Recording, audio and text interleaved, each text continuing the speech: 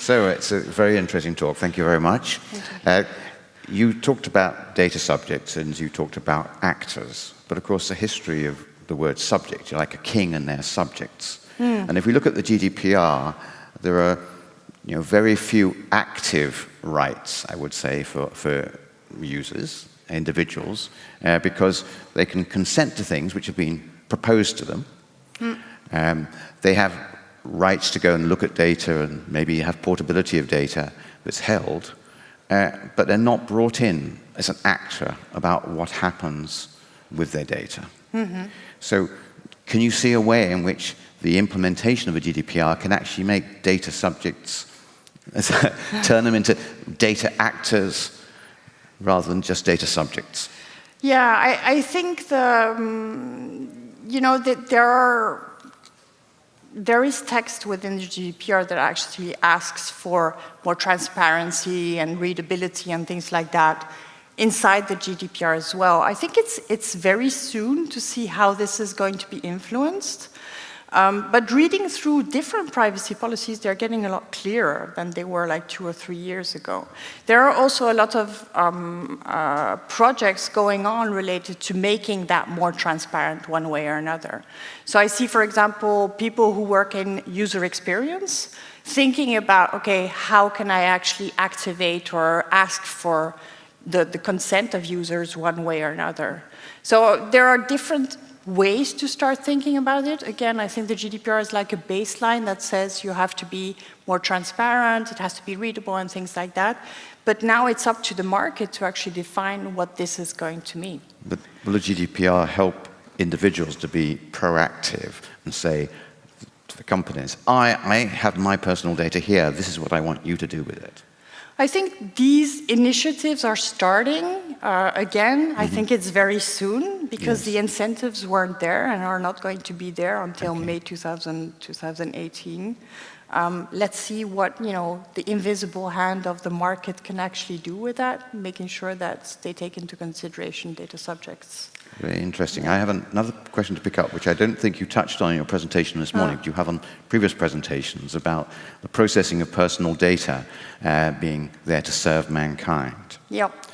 So if we look at it as individuals and maybe selfish individuals, and we have data which is being processed by people, we're perhaps only concerned that human-centric means for us individually.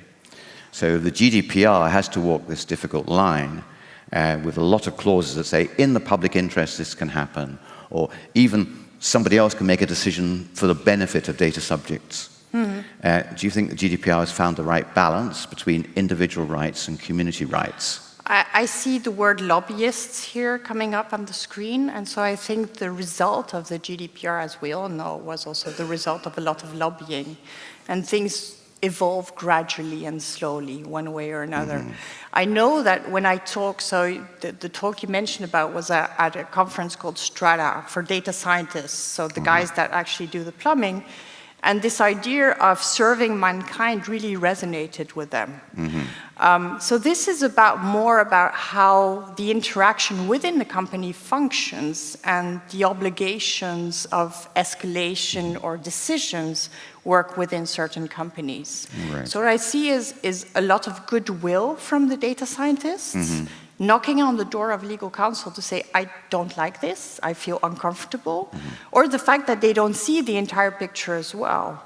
And so there are certain companies, like for example BBVA in Spain, where they actually sit together, legal counsel, risk management, security, and data science, to have discussions about what they're working on, and that's been going on for the last 4 years. Right. So it really depends on the type of company.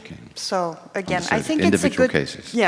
Good basis. Well, thank you very much, Aurelie. If you could sit down for the panel discussion later. And thanks very much to Aurelie.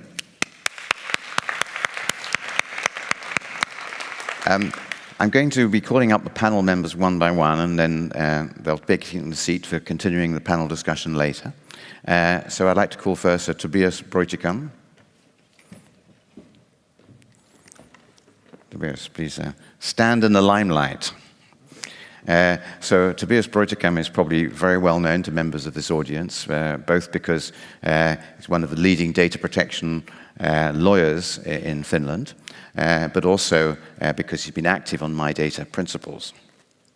And you put forward, I asked everybody who was going to be a panelist to put forward a couple of ideas, or an idea, of which things they'd like to discuss. And you said that MyData will only work if business, the public, and lawyers get together. Could you explain what you mean by that? Yeah, and maybe as a background, I'm at quite a lot of conferences, and usually the conferences suffer from not having enough activists. I think there's CPDP, which also brings activists and so together, which is a very nice conference in Brussels. But usually you have much too much business focus. When I look around here, what I actually see a bit lacking is the business and the legal community. So, and I think we only can solve this together if the business, the legal, and public comes together. Understood. So what we need to get is all stakeholders involved in a common discussion. So you also said that problem solving is about listening, understanding, and respect. Who is that message addressed to? Well, it's quite easy to business, the public, and to the lawyers. Every stakeholder. So everyone, yeah. So the individuals have to respect the companies, which, for example. I think there's I think everyone has to respect everyone. And I think we don't get anywhere if we say, well, the business is all evil, data scientists are all evil. I think we just had a great example from Orally that they can be actually quite nice and knowledgeable and influential. And we understand that the companies react to incentives, and the incentives are kind of moved by society, yes. and they act in this, in this system, in this ecosystem. On the other hand, it's also wrong what I, in the other conference sometimes hear is like, yeah, just forget about all the activists. Let's just, we do the minimum compliant, and off we go. I think there's actually a chance missed. Understood. Yeah. Thank you. So we'll carry on discussion later. If you could please take a seat. And I'd like to call up Guillaume Jacquart. So Guillaume, please come out here. So Guillaume works for Fing in France and is a key player in the MyData project, which you also probably quite well known here in the MyData community because it's one of the first practical experiences of really involving both users and businesses in trying to get human-centric data in practice. Now, but as your key point, or a point for topic, you said you'd like to discuss about GDPR portability and how to go beyond just complying with GDPR. Yes. Because data portability, if I could just introduce that, is kind of like a new topic, a new right. So it's really an unexplored area yet on how it's going to work. Yes, it's really I think already just present this idea that with compliance to GDPR and portability, that is portability right, that individuals can get their data as machine process readable and reuse them to do things. And with just the compliance, it will not help to build trust, to get above the mistrust that use of data have bring to the subject. Indeed. So what kind of steps could they businesses take, businesses or public authorities or other organizations? Well, what would they take? Probably wouldn't be public authorities because they're not covered under the data portability rule, but what can organizations do to actually go beyond compliance? Specifically, what kind of things? The idea is that with data, with giving back the data to their customers, that could come from the actual, which is buying their users, their customers, to try to sell them more, to engage conversations and go more into what they need and build better products for them and speak to them. So in the MyData project, on the commercial side, there were operations which are competitors, isn't that correct, coming together in MyData?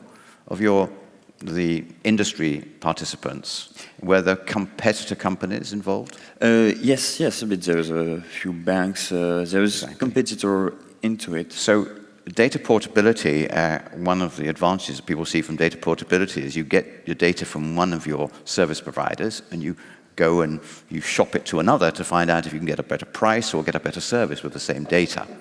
So why would those companies welcome data portability if it might be giving a chance for their customer to switch more easily?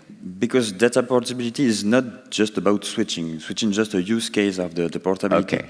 And so there is a lot of new use cases possible, new services for this company to be created, for new services, so new source of revenue for companies by reusing the data they have on this data subject, but also data for this data subject that come from other companies.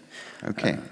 Everything under the control of the individuals. So, Guillaume, thank you very much. So if you take a seat here for the later panel, I'd like to call up to stage Maija Rönkä, who's also might be known here as from the Finland Ministry of Transport and Communications. And so, Maija, so what's your personal role in the Ministry of Telecommunications the Ministry of Transport and Communications? Thank you. Well, my personal role in the Ministry of Transport and Communications, I work along the issues of digital privacy and digital security. And in the Ministry of Transport and Communications, we all work towards a society where the people have better transport and communication services according to their needs available in the markets. So do you cover the telecoms companies? I mean, all the issues that become under the e-privacy regulation, those kind of companies have to comply with that would come in your remit? Yeah, we cover also that, but in like a bigger picture, what we think is that digitalization is one of the key priorities of the government. And the government aims to create this kind of growth environment for the digital business. And part of that, promote the use of data and enhance the trust in the digital society. And we kind of as a whole work to, in the one hand, as I work in the data department in the Ministry of Transport and Communications, we promote the use of data that all the citizens or all of us would have better services available. There will be better data to provide those services. And in the other hand, to enhance the level of trust to those new innovative services that more and more are based on use of that data. So this is quite interesting, and I come from a country where we're rather skeptical about that kind of approach. Right? You said the use of data will increase trust. Well, and the use particularly by the government of data and having better data and combining data will improve trust. Whereas I come perhaps from a skeptical point of view and think, oh, I don't want the government to have any more data than necessary. And the GDPR has a concept of don't have more data than necessary, minimum data. So which comes first then? Is it the trust and the data, or you're saying that by using the data you create trust? Yeah, well, I don't think they could be put in like kind of priorities because it's of course that they come together. So the trust enables the businesses, the public bodies to use the data responsibly. So if we think of it, if there is no trust, the data could not be used in a sense, and in a main focus is on a customer need. So if you put the need first and give the individuals the opportunity to control their own data and decide how it will be used, then they will get the services they need, and you kind of empower the needs of the customers properly, or the citizens, or all of us. Understood. So you said it's empowering the individual so they can control how to use data, but the GDPR gives pretty broad rights without having to consult individuals to public authorities carrying out a public duty. So how is the GDPR changing the way that you're operating? Well, I think it's an important step towards more responsible use of and processing of data, but of course, more in a policy-wise could be done to promote the idea, give more control to the individuals. That's also the aim of the government. Yes. As we want to build this trust in the society, more needs to be done to promote the responsible use of data as well in the public bodies, so the people, the citizens, have more control how their data will be used, and also that they get back services that they actually need. Thank you very much. So Maija, could you please take a seat here? And I'd like to call up our final panelist, is André Walter from the Netherlands, from Baker McKenzie in Amsterdam. Thank you, André. Good morning. As André has got many use cases of working with businesses implementing data protection practices and looking forward to compliance with the GDPR. And I think, André, you brought up a couple of points you want to talk about. The first one we have here is that the choice relates to consent, while consequences relate to legitimate interest. There's some technical terminology in there, so I think you'd need to expand that a bit to explain what you mean there. Yeah. Good morning, first of all. What I try to talk about, to discuss about also in the panel is about choice. What choice do individuals have under the GDPR? How can they execute the choice? And in preparing on this discussion, I was looking in GDPR and I was really looking how often do we see the word choice or find the word choice in the context of individuals. And that's only one time that you find it, and that is related to consent. While the concept of consequences, you find quite a lot. It's about consequences towards children, in data breaches, profiling, but also in this concept of legitimate interest, which is a concept where companies can decide actually going through a careful assessment, how the GDPR says, but can decide. So I think I have legitimate interest to use this data and to do some fancy services with it or whatever. Indeed. And I think what would be interesting to discuss also in the panel and with the public is like who should judge the consequences. Yes, so I can pick up there. Yeah. So the GDPR is results-oriented, right? Yeah. We call it consequences. There's a lot of cases where you have to balance what is the true risk, what is the effect on individuals of different policies, and provides some different mechanisms like consent, where if it's properly explained to the individual is the one making the decision if the consequences are adequate. If it's legitimate interest, it's the organization, the data controller, who makes the judgment, including on the behalf of the individual, whether the results are going to be satisfactory. And I think you believe that the legitimate interest should be interpreted in giving very direct ability to the users to disagree with decisions made. Is that correct? Yeah, that's correct. And this is really also a call for organizations and companies for corporate responsibility.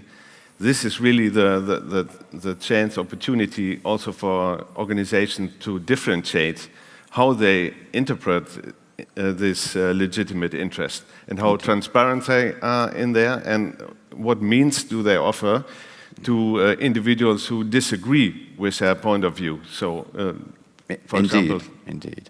Yeah? So I think that it will come up in the panel discussion because we can see that organizations treating legitimate interests very differently. Correct. Some are taking it as an opportunity to really deal responsibly and ethically, and some are taking it as an opportunity to try and just do the data processing without having to ask anybody.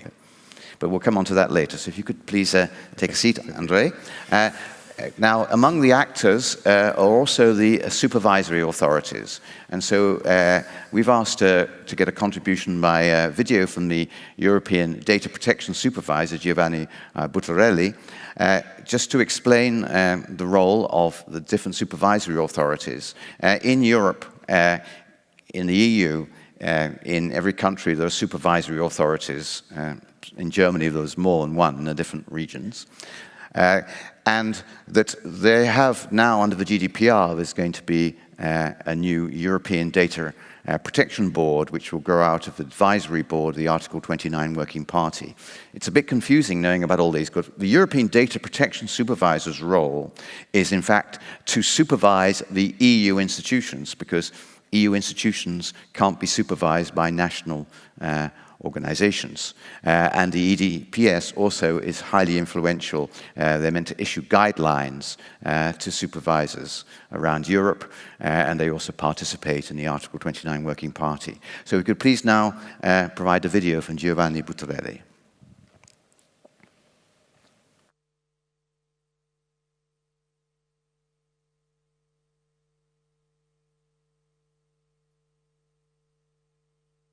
significant technical problem here. So, here we go. Dear colleagues, thank you very much for the invitation to join you in this notable initiative. With the General Data Protection Regulation, data protection enters in a new era. Citizens will have more rights and data controllers will be subject to more stringent obligations. As you know, the regulation introduces a different approach to data protection, more flexible, dynamic, and more responsive to the challenges that globalization and digitization raises every day. But not only this, the regulation introduces a human-based approach to data protection. In fact, even if we have to face new rules and new procedures, I strongly believe that the real general data protection's cornerstone is the notion of trust. Trust in data controllers to treat personal information responsibly, and trust that the rules will be effectively enforced. So, through the regulatory recognition of the principle of accountability and its concrete application, all actors involved, controllers, processors, regulators, and data subjects, will create a synergy that will allow them to achieve a common goal, an effective and ethically oriented protection of personal data. That's what the European Data Protection Supervisor is working on. It's time to concretely stand up for citizens' rights to personal data protection. Once again, thank you very much for listening, and I really hope it was useful. Well, thank you to Giovanni Buttarelli. Unfortunately, he wasn't able to be here, so we can't ask him questions directly. He's famous for saying that the sale of personal data is similar to the market in live human organs. So he has some quite strong views and gets quite strong responses, but he has a very influential position in how the GDPR will actually be interpreted.